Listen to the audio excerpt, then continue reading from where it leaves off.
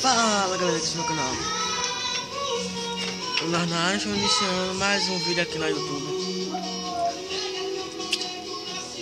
Mais um pergunta e resposta. Se gostou, se gostar da pergunta e resposta, dá like, se inscreva no nosso canal, compartilhe os vídeos.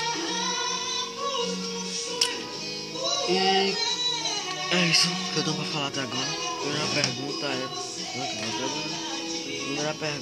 mim é porque eu não passo tempo de eleições. Galera, é que aquele tempo de eleições 2 foi uma cena só. Tudo comigo. Aquele tempo de eleições. Então, foi muito complicado fazer. Então, quando eu tiver tempo para fazer vídeo, estarei fazendo também. Estarei fazendo tipo, com vídeo de favelado. Também estarei fazendo. E galera, também estarei fazendo. Se você reparar aí que eu faço vídeo de favelado, se esse vídeo chegar a 5.000 likes, eu não vou fazer nem mais vídeo nenhum, nem vídeo de favelado, nem tempo de eleições, nada. Eu vou parar. Eu paro de fazer vídeo diferente no canal.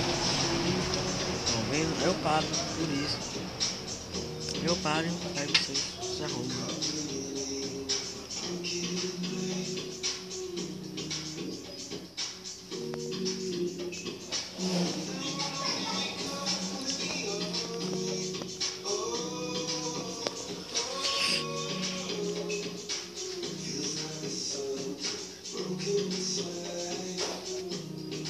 Ou na manhã.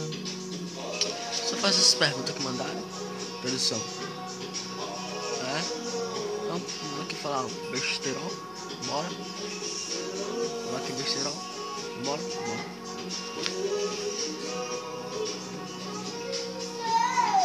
Então, o vídeo de hoje foi. Tchau. E também estarei no próximo vídeo, será desafio. Tchau.